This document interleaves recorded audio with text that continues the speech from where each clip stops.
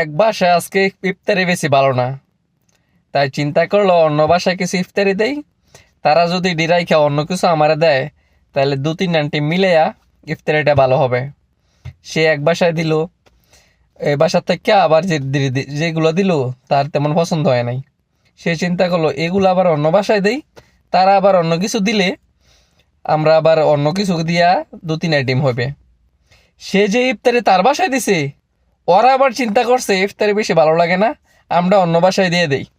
অন্য বাসায় দিয়ে গেছে, ওই যে আবার ইফতারি দিয়ে গেছে, ওই তৃতীয় নাম্বার বাসা থেকে ওর ইফতারি আবার ওর কাছে রিটার্ন আইছি।